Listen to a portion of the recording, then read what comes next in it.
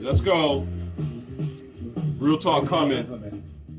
If you were fortunate enough to be around during the time this group started, Yep. you will see why they're still hanging in there today and still one of the Most imitated groups of all time. Most imitated. Groups of all time. Most imitated. Groups of all time. Facts. RZA, let's pay some homage to the RZA.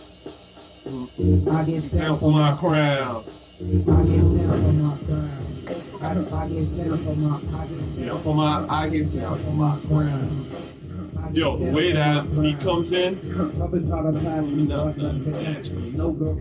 I'm just doing facts. Facts.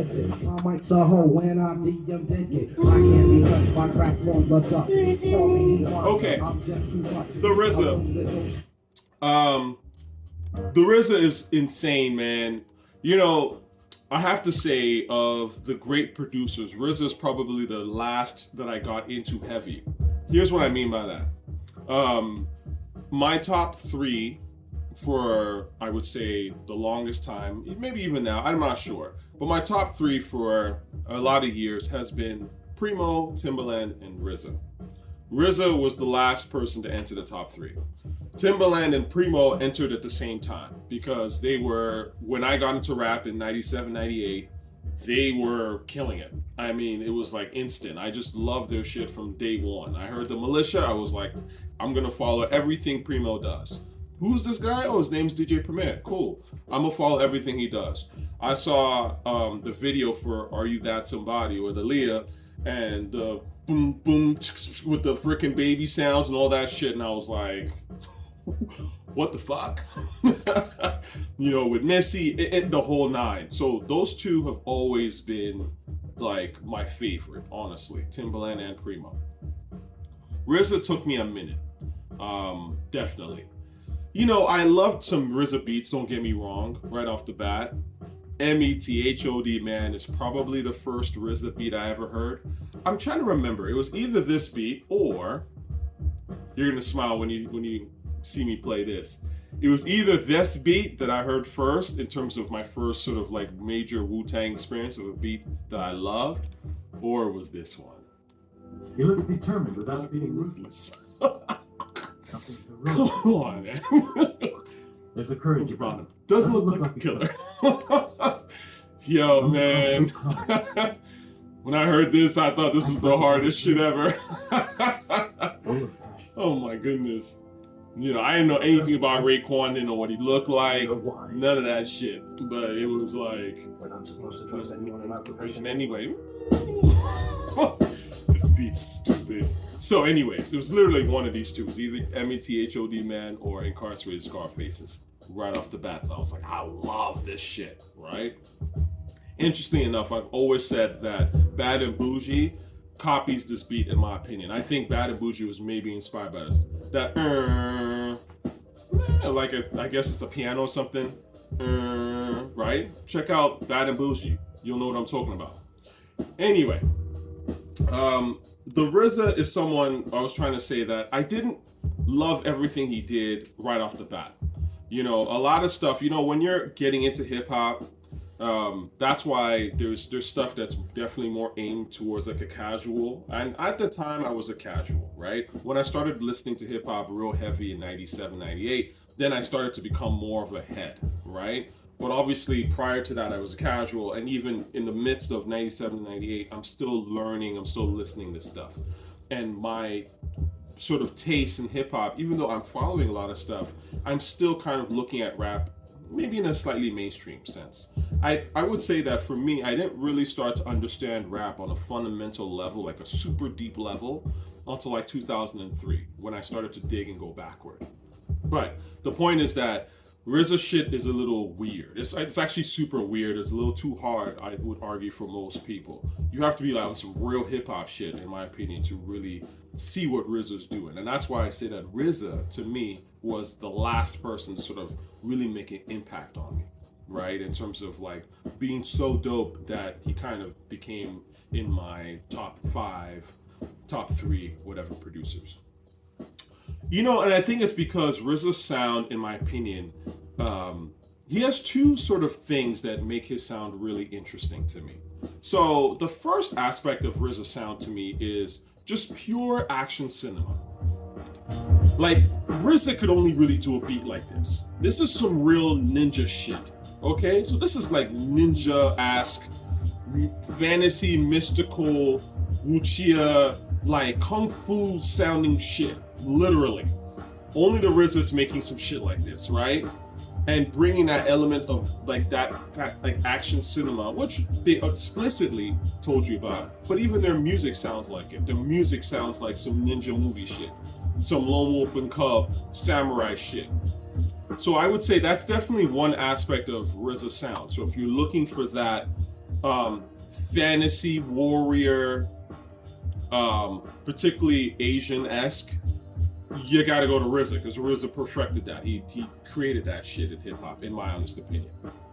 Maybe there are people that try to do it before that. I mean, I remember hearing of like King's Son trying to do sort of like the kung fu thing, but the fact of the matter is that RZA and Wu-Tang are the ones that like / created, perfected that shit. No one else has been able to do it as good as them since.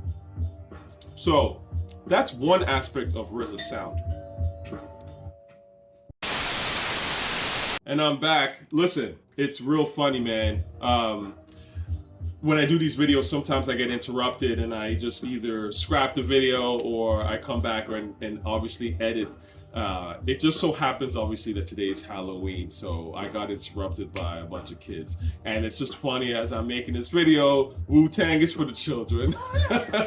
Shout out to Wu-Tang. So shout out to the kids out there, you know, having fun doing the trick-or-treating and everything.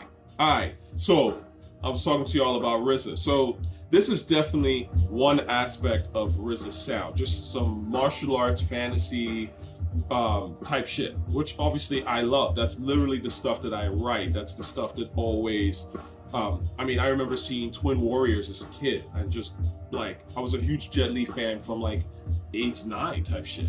You know what I mean? Like, I've always loved that stuff. That to me is cinema, really. So obviously I was gonna like Wu-Tang. You know, I was destined to like Wu-Tang. Let me put it that way. So that's one aspect of RZA sound. The other aspect of RZA sound to me is, and kind of the more, I would say the wilder aspect of RZA sound is the, how do I say this? The frantic aspect of RZA. RZA has this frantic vibe to him. And, you know, a perfect example of this is Stroke of Death, okay? Which is my shit. And it's like, oh shit, what the fuck is going on? Run! That's RZA. This like frantic pulling shit from who knows where the fuck, obscure as fuck, but like in this warped, wild energy thing, that's RZA. Again, if you're trying to do that, if that's part of your sound, to do some sort of wild, warped, frantic energy, like, you know, you gotta listen to RZA. You gotta go to, you either gotta go to RZA for that shit, or you gotta study the fuck out of RZA, because RZA perfected that. And I mean, he did that throughout his entire career, right? Obviously with Stroke of Death, this very, very famous. I'll tell you a story about this beat, but you already know this beat. This is frantic as fuck. Like, you hear this, it's like, whoa, where the fuck am I right now type of vibe, right? Imagine you're listening to this shit, just like crazy. What's interesting about this beat, I remember I heard Cuban Linx for the first time, I think in like 2004. Right? That's probably the first time I heard it in full. And the reason I heard Cuban Linx in full was I would go to these parties in Montreal, Blue Dog, shout out to Blue Dog. And they had this sort of like basement party. It was just real DJs, real hip hop shit. And they would play Criminology and people would lose their fucking minds, right? Like, that's the first time I ever heard Criminology. Let me backtrack. Remember I told you one of the first RZA records I ever heard was Incarcerated, Scarfaces back in Saudi. So I somehow got access to that song or whatever. And back in 98, I heard it and was like, this is dope. But again, I'm not thinking about producers and all that shit. I just love the record. I didn't know anything about who produced it. So fast forward to 2004, I'm in Montreal. They're playing Criminology. People are losing their fucking minds and banging on the fucking walls and shit. Like when Criminology comes in, the bam, bam, right? You already know. So I was like, what is this? They're like, oh, so Raekwon record.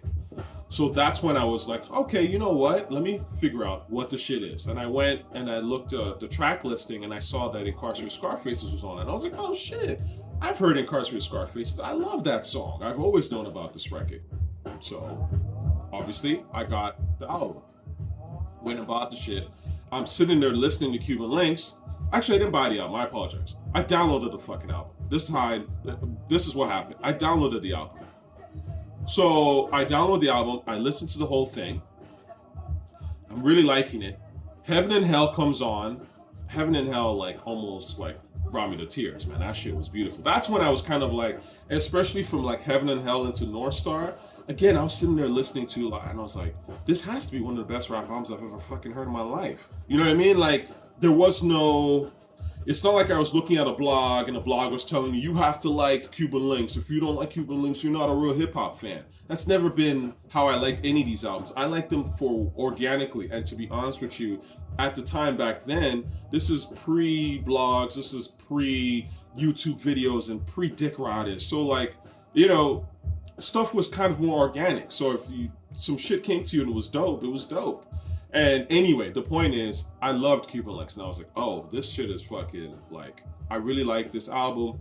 There was a couple of songs that really stuck out to me more. Heaven and Hell was one of them. Obviously, Incarcerated Scarfaces, which I already heard, and I liked. And I want to say that was kind of like the two major ones that I listened to a lot, right? Okay. Another year goes by.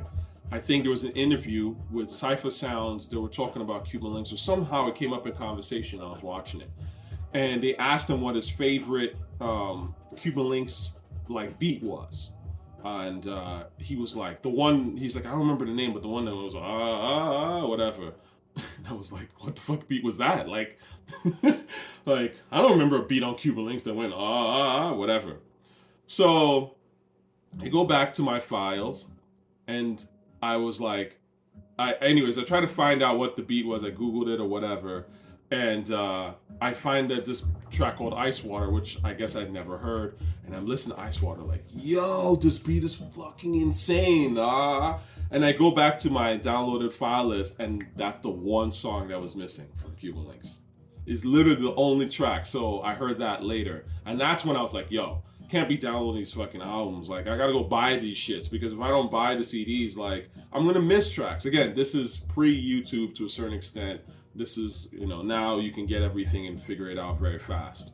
But, you know, I went and bought the Cuban Linx CD, which I don't know where I even have that anymore. But the point is, obviously, got the Cuban Linx CD, one of the best CDs I've ever owned. So, RZA has this sort of, that frantic thing going on. Even with a song like this, Deadly Darts, which is actually one of my favorite RZA beats ever. If you listen to this beat,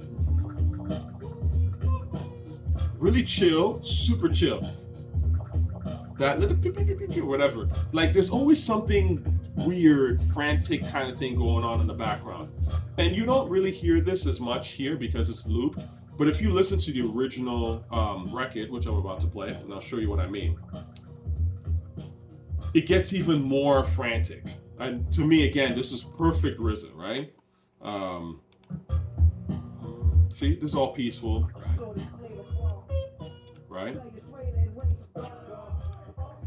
And then beat with yo, boxing yo, sit up, whatever shit that he threw in there.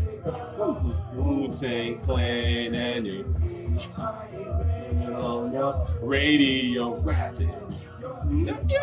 Whatever that shit is. But again, that's RZA. Like, there's always something frantic going on.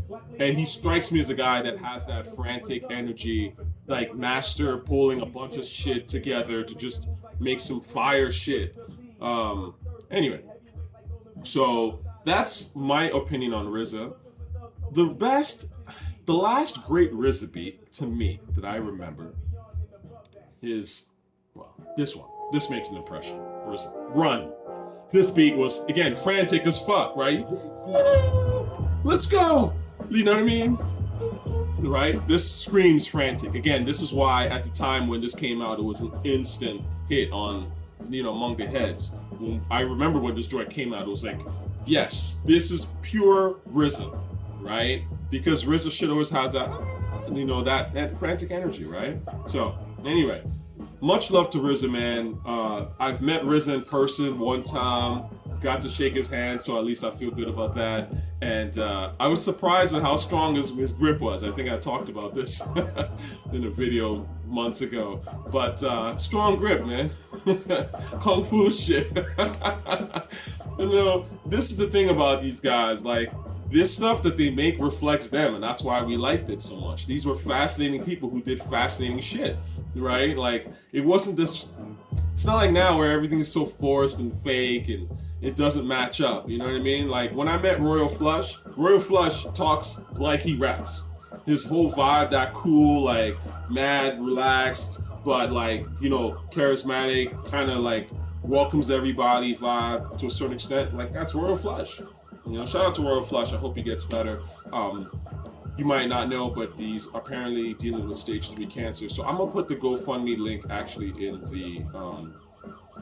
in the description as well. So, for those of y'all who have the opportunity to donate. But the point is that, like, these guys that we'd call legends, like, they weren't forcing it. They made music because they loved music. And when you love something, you're gonna put yourself in it, right? I mean, that's just why you loved it, because you see yourself in it and you find a way to make it unique while expressing who you are. The problem with a lot of these artists nowadays is that they're bots. They ain't got really nothing to say. They got no real personality, no real charisma. So they're happy making cookie cutter shit. And that's why this stuff will never last, because it's cookie cutter. It doesn't have no real unique spin to it. You know what I mean? Anyway. Whoa. I mean, I can't go through RZA's got so many amazing beats, but I think I should probably play a very underrated beat, but again, on that weird RZA shit. This shit actually took me a minute to appreciate. Again, RZA shit was so weird to me at the time. I remember when people were really playing this song back in, even in '97, and I didn't get it. I was like, it's just weird. But obviously, I love this song now, right? There's a thing that RZA does with this beat that's freaking ill to me. My father loves this fucking song. You know what I mean? There's just something about it that, like, you know what I mean? Like, gets you just, let's go, let's have a good time. That weird shit, you know what I mean? So shout out to RZA again. And again, thanks, peace and love. Thanks for paying attention as always. I'm gonna come at you with some more shit. Peace.